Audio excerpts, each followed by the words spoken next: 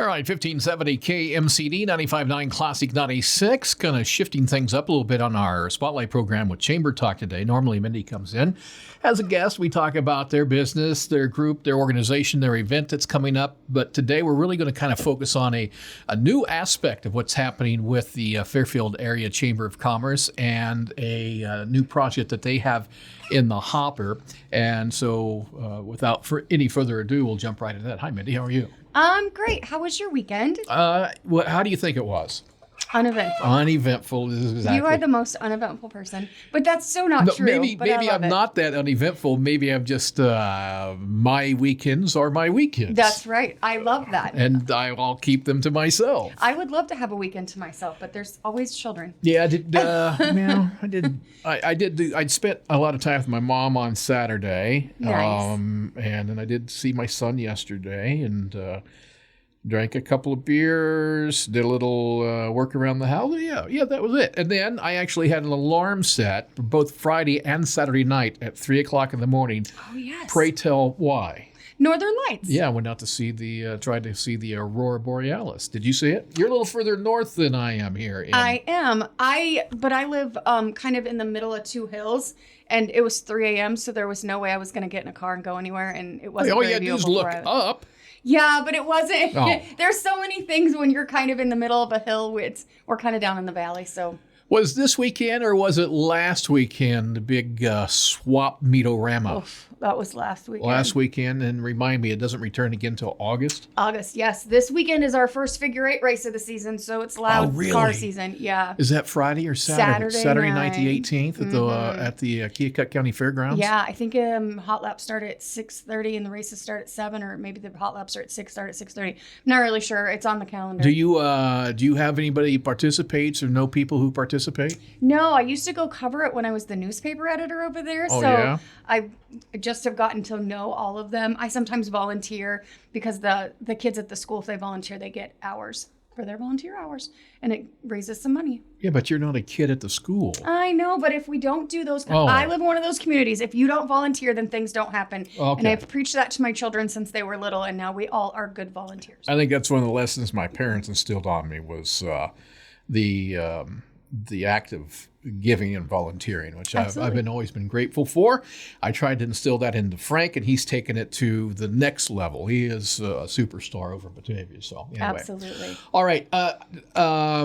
Let's see. A couple things before we start talking about the new project that's going forward or trying to move forward here in Fairfield. First of all, the next big thing on your calendar coming up in the second Friday in June. Yep, is the blast off. Well, Thursday night is the party, and that will be where this year? At the Country Club. At the Country Club. Give us the rundown of the party. So it begins at 5, we'll end about 9. We'll have a steak dinner at the Country Club, followed by the Calcutta, where you can bid on who's going to win, who's going to place the different whatever places they pick. Now, I don't have I'm a not team. golfy enough to remember what that all I those don't are. I don't have a team yet, using air quotes here, which don't really translate very well on the radio. No. But it would be a safe bet if and when I do get in the blast-off, the men's blast-off, which will be taking place where?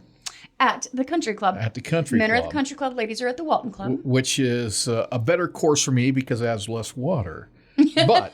But put your dollars on my team to finish last. I love it. I don't even know if they allow you to buy a team to finish last. I'd second to last. Well, that's just, there's too many variables in that. The main variable is me. Yes. All right. So blast off is what's the date on that? Like 6th and 7th. All right, the 6th and 7th. But on the 6th is the party. That is open to anybody who's on a team, but it's also open to the general public. Absolutely. If you want to go, it's just $50 a ticket. You get a nice meal, participate in some games. You have live music again this year? No live music this year. We're doing the Calcutta, and we're going to have a live auction of some pretty cool stuff. All right, cool. So that's that. And then, boy, I was looking ahead on the calendar. I'm really excited about the big gravel ride race this year because, as you mentioned last year and unveiled right here on KMCD Spotlight program, is that you're partnering with a organization, and this will now be a sanctioned race here in Iowa. That's right. We are part of the Iowa Gravel Series that started in Kelowna And it's a 7-race series. We are the only one to have a purse. We are the last race of the season, the championship race. The points winner will be announced for the season. It's going to be all of the fun. And the night before, we'll be doing a 5K run. So if you don't bike and you want to run or walk or jog the 5K, whatever, we're going to have that. We're potentially going to have a band. There's going to be food trucks. So that's all happening out at Cider House. All right. So again, that's the gravel rush grinder.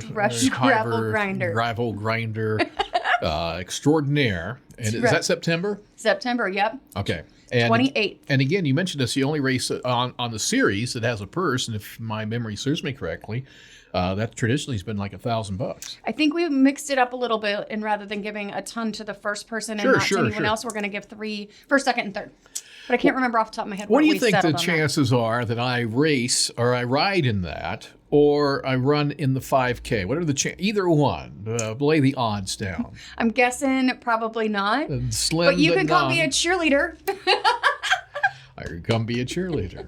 Well, if there's going to be a party the night before. Well, you might as well. I'm not one to miss a party. That's right. It will be a good time. All right. So those are some of the things. Again, sign up for the Monday morning newsletter. Chamber Chatter comes to your email box every Monday morning in the 8 o'clock hour. Just email the chamber at fairfieldiowa.com, and Lindsay will get you on the list, and that'll hit your email box.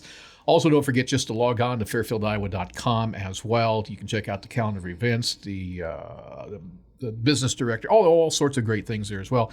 And if you haven't done so, if you are a chamber member and you haven't gone in and established yourself as the admin for your particular page on there, do so, because it gives you a lot of flexibility. Absolutely. And there's a lot of new options.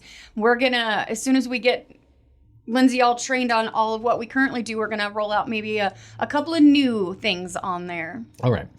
With that being said, speaking of new, something that I have been privy to the information for some time, but now it's really gaining steam.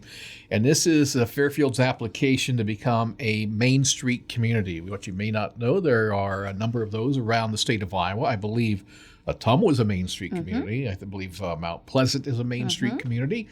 Washington might even be a Main Street community. Oskaloosa. Okay, Oskaloosa. So first things first, tell us exactly what a Main Street community is. Absolutely. So there are 53 of them in the state of Iowa currently, and it's a proven product already. They are all about making your downtown great. It is 100% driven by your district, which we have named our district, and it is downtown and out about a block or two, depending on where it's at. We need to keep the amount of single family homes in our district to a minimum, because they can't get any of the benefits from this program. It comes with funding that we would not be eligible for if we were not a Main Street, actually some very large, lovely grants. And then when I apply for a grant right now, I apply against every community in the state. If I apply for these grants through Main Street, I'm only applying against 53 other communities. So they come in and they look at your downtown and they say, here are like the top 20 things that all successful downtowns have. And they know that because they've got 53 of them in Iowa. And there have been some that have kept it going. Some of them do it for a few years and then are done. But we plan to make it amazing. And so then they'll say, okay, so these are the things you're missing. Here are maybe some places in your community where you could maybe draw a business that's out of town or outside of town or off this main street and get them to the downtown area to fill those kind of voids. One of the things I felt like was amazing is someone decides we decide we want to do a facade project. Main Street Iowa will actually pay for those architectural renderings and the blueprint stuff that you have to do kind of ahead of time to kind of see what your building's gonna look like in the end. That's all paid through the Main Street program, through the state of Iowa, not the business owner. So the business owner doesn't incur those thousands and thousands of dollars. There's funding. So Main Street kind of it's kind of like a chamber is a little bit different. We kind of have our own chamber thing. Main Street will be that as well. This will not be a part of the chamber. It will be its own 501c3. It will have its own executive director. It will have its own board of directors, and they will decide what that program, what what their focus wants to be for that matches our city. Historical preservation is really important. We have some really gorgeous buildings in our district. And it can help places like Carnegie Museum, who are already in process. They can maybe apply for some Main Street money to get going some more. I think you answered the question, but who is the coordinator of this program? Is it Main Street Iowa? Is it the Iowa Economic Development? Where's the top level of this? Yep. So Main Street Iowa is under the Iowa Economic Development Authority. So both of them. Yep. So for Fairfield, though, you have to have a supporting charity, and the Chamber is the supporting charity for Main Street. I'm a doer. I've been in Fairfield for almost 10 years now, and I've gone to hundreds of meetings where you do vision boards and this is what we want for the future of Fairfield. And we make these really great reports, but follow through has not really been something that I've seen through most of those meetings. And I want us to do.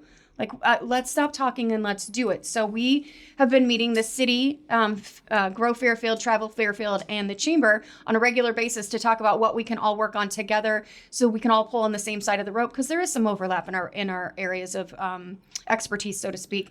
And we all felt like Main Street the downtown needs our love, right? Because we surge, and then we kind of go, oh, wait, look, we did all these great things. And then we kind of forget about it and we start sliding. And now I feel like we've kind of slid to the point where if we don't do something, we're going to have a problem. The JCPenney's building on the corner of this block is a great example. That can be such a great building, but it's going to take some love, and love means money. I've talked about this in the past. Fairfield doesn't have a distinctive architectural vibe downtown. It's not like Pella. It's not like Pella, and there's others communities that as well. Yeah. So it's not really not really geared to manifest something like that. Yeah. It's just really for the revitalization of what you have. Absolutely. So let's talk about that. What is the process? What is the things that you are doing now? What is the process now to try to get the application ready to go and submit? Yes. So right now we, of course, are doing fundraising. That is always a big deal with getting an organization off the ground. Main Street Iowa requires a $75,000 pledge amount for a city of our size to join Fairfield or to join Main Street. We were blessed enough as the chamber to be able to say, we're going to put our money where our mouth is, and we want to say, we want this. We want to support it in all ways. And the chamber has put $20,000 towards this endeavor. And then we had a private foundation who came to us when we were first starting fundraising. And he says, I'll give you $20,000 and I want you to use it as a match. I want you to tell the city, tell Grow Fairfield, tell the manufacturers, tell everyone. If they can match this $20,000, that's what we need to do, because that we understand we have 15 vacant storefronts downtown. So right now oh my goodness, the application is a lot. It's a lot. You have to basically be plug and play ready. That's an old term, but it's the easiest way to explain it. Plug and play ready. So if they say, yes, we want Fairfield this year, you hit enter. The 501c3 application goes out. The pledges that the people who pledged get their email saying, okay, we're rolling forward, bring the cash in. All those different things. We have to have the board already selected. There has to be articles of incorporation and your mission, vision, values, all of those things. We have to have an inventory of all of the buildings in the district, who owns them, who's in them, what are the status, there's a lot of really fun spreadsheets. Again, Mindy McAdams is with us today talking about Fairfield Area Chamber of Commerce and the new project that she is working on and the Chamber is working on. Is to get Fairfield qualified as a Main Street community here in the Hawkeye State. I've got a number of questions I've written down here. So where are you at in the process now? We have raised about $55,000. And that includes the $20K that would be matched. Yep. So in theory, if you can get another $20,000, which would be matched, we're over our 75. You would be over your 75. Yep. My goal. In fact, if you got $10,000 with the $20,000 match, you would hit the 75 goal. My goal initially, before basically RAGBRAI dropped in our lap and blew up our whole plans for the whole world, I was working to try to raise the money for the first 5 years. The first 5 years are your critical years. That's where you get development. That's when your director starts, all of those things. I want our director to come in and be able to focus on working on getting our downtown great, not worry about fundraising. Fundraising is, everybody has to fundraise. It's part of not every nonprofit has to fundraise. It's unfortunate, but it is. And so that'll always be a part of it, but it won't be handled by the director. That's a board of for this organization. That'll be a board of directors role. They'll be the people that fundraise, because otherwise it looks like your Main Street director is just fundraising for their salary, right? And that's not a model that we want to push forward. All right. Speaking of that, where are you in the process of vetting possible board members or committee members? We have a few selected already that have stepped up and said, yes, we want to do it. We want people who aren't already on a number of boards, because this, for the first couple of years, this is going to be kind of, you're going to have to be really want to make it happen, because starting a new business is always fun, but starting a new nonprofit with such a direct focus is great. The other great thing is Main Street's going to come and train our staff and train our board and train our volunteers. So they do all of the training. So they give you all of the things you need to know about how Main Street works. There's like quarterly trainings. You get a mentor from a local another Main Street close to you. There's just so much support that comes from the state that it's just, they're going to throw a party if they pick us. But they've only budgeted for 2 spots. So the other thing I say is that 50% of current Main Streets had to apply twice. The first year you kind of apply and they give you all of the feedback, and then you go in and you fix all of that. Then you're almost a shoe-in the second year. Boone applied last year and didn't make it, and so they're in this year. So one would assume that they will get a spot. So there's 5 of us vying for 1 spot. That's why we don't want people to send us money. We want pledges that if we make it, you will support it in this financial way. Or if you don't want to send money, which not everybody can, you can write a letter of support saying, I think Main Street will be great for Fairfield because of A, B, C, and D. And so those are also things, because we have to have 30 letters of support from a variety of sources in our community. So who are you asking for those letters from? We've asked most of the major employers. We've asked some of the building owners downtown, some of the business owners downtown. So we're trying to get a really good mix of folks. I've spoken in front of a couple of different civic organizations too. So I spoke to the Lions Club last week. As soon as I'm done here, I'm going to the supervisors to get their letter of support and tell them why they should support it. And then tonight we will be presenting for the Ways and Means and then the City Council. All right. If somebody is interested in serving as a board member, just come by the chamber or send me an email. And again, this is something that is probably not something that's going to manifest itself until next year at the earliest? Potentially, yeah. So, well, if we're selected, our director has to be hired in November. So that would probably be about the time the board would get started. So there's a lot of moving parts between now and then. And that's why we're doing the pledges, because I don't want you to send your money to us and then us, if we don't make it, all of those funds could be used by all of the other organizations in our community. We don't want to tie up those funds. We will reapply if we do not make it this time in 2 years, because they do it every other year. Talk about that director position. How's that? How do you vision that, or how does Main Street Iowa put that in place? So our application, because of the size of our city, is required to be a full-time position. So it will be an executive director. We, as the chamber, being the supporting charity, we are giving them an office in our building so that they don't have overhead. And then we can utilize some of Lindsay's time to help make sure we get that up and going, because we want them to be successful, and we want to cater to them as much as we can to make sure that the program gets off to a great start. And then we're hoping that they grow big enough that they get their own building and all of the great things. All right. And our downtown's wonderful. Again, Mindy McAdams, our guest here on the Spotlight program, talking about Main Street Iowa application that Fairfield has put forth, sort of a departure from our normal chamber talk. How has the reception been as you've gone around and spoken to property owners? Property owners are a little different. Some of them totally love the idea because it comes with some funding for them. I really want to do a big push for sidewalks, because I hate tripping and I'm in heels, because I don't look attractive tripping, and falling hurts when you're old. But we have some that are, not as ambitious about it. So we're gonna, as Ed Malloy once said to me, we will play with those who show up in the sandbox, and then the others will either come along, or we'll have to have those discussions about, how do we fix the problem. What has the reception been in your conversations with the county, with the city, with FIDA? Travel Fairfield, visit fairfield.iowa.com. Yep. So FIDA is all on board. In fact, all of us signed the letter of intent to apply, which was a really big deal to get that many organizations to say yes, we all want to support it. Right now, the conversation is how much can you support it financially, and so I'm actually presenting to FIDA next week. Yes, next week. All right. If you had one last thing to say about this, why make this move now? Because our downtown needs help. We hear from our manufacturers and our bigger employers all the time that they bring people to town for those really good paying jobs. And they're like, what's wrong with your downtown?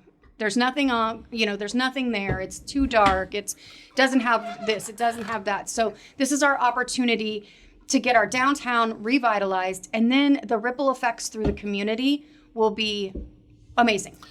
It seems as if, and you mentioned it, we have a number of empty storefronts, but I go back 15 years ago, and not that the retail aspect of Fairfield is probably about the same as it was 15 years ago. Yep. But the number of storefronts that are occupied has gone down because we had a lot of non-traditional Main Street businesses in downtown Fairfield. This is probably a way to try to court them to get them to come downtown. Absolutely. We love having insurance agents and real estate agents downtown because that gets your foot traffic. But you need the restaurants and the retailers and the upper level housing. The Mohan Delights building, if you haven't been in there since they've been fixing that up, that is going to be 10 of the most gorgeous living spaces around. Well, I walked by there the other day and I thought to myself, of all the buildings around the square, that is the one that's been most proactive in finding grant funds from the Iowa Economic Development Absolutely. And others throughout the state. So you're right. I can't wait to get in. When Main Street came to town, she gave us a tour and they were head over heels about that because it already shows that we are making some progress in our downtown with just that building. All right. If people have questions, they can email you, chamber@fairfieldiowa.com, or call 472-2111. What is the deadline to have everything in and back to Main Street, Iowa? The 24th, our deadline is deadline for our application. A week from Friday? Yep. That means I need to get on my letter ASAP? That's right. That's why I sent you an email, friend. You'll see that probably on the 16th, if I know me. No, I'll get on it. Well, it's very exciting, and it's I find it exciting that so many people are on board, pushing forward, and everybody's rowing in the same direction. It helps things move along a little bit faster. So I can't wait to see how this thing materializes. If it's this year, fantastic, and if we have to wait 12, 14 months for the next go around, that's fine as well. But as we push forward, maybe it'll give people the inspiration to do some things on their own, or maybe even learn more about Main Street, Iowa, and the program here in Fairfield and become a part of it. Anything else we'll let you go today? No. Anything on your calendar this week? Main Street. Main Street and Ragbri. Main Street and Ragbri. Hey, how did the vendor meeting go the other night? It went wonderful. We will be having a follow-up to that. There were some questions asked that I think that we needed some clarification on.